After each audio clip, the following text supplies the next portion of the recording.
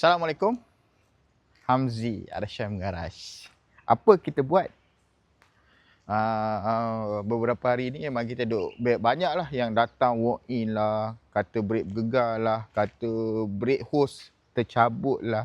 Sebab tu saya cakap, brake hose tu yang mana yang dia tukar 4 port ke 6 port tu, brake hose tu dia ada jangka hayat dia. Tak kisahlah awak pakai stable hose brand apa sekalipun.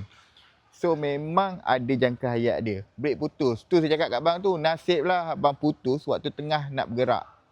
Kalau bayangkan tiba-tiba lah turun karak ke, turun genting ke, brake hose yang bagi minyak tu putus. Bayangkan. Mitsubishi Lancer. Datang Arsyam Garage macam biasalah. Service brake. Tukar brake pad, skim disc, cat brake. Semua full buat. So brake daripada lembut, kita dah keraskan dia, kita tukar minyak, masuk minyak semua. Ni tengok ni habuk banyak ni sebab apa? Sebab ni kesan habuk brake pad yang lama. Dia ada beza-beza material yang habuk kurang, habuk sikit. Tengok yang belakang habuk kurang.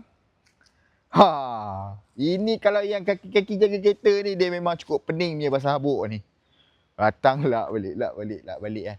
So, siapa-siapa yang bermasalah pasal brake, nak upgrade brake, nak mencari brake system original, macam ni, Evo, Lancer ni, masuk Evo, nak upgrade brake ke, ataupun dah beli brake, tak tahu mana tempat nak pasang, boleh datang Arsyam Garage, kita bantu, kita buat yang terbaik, insyaAllah. Apa-apa, booking. Di atas jalan, dari enjin sampai detailing, semua dalam kawalan. Kalau kau faham hasil, kau akan faham perasaan bila tangan kotor.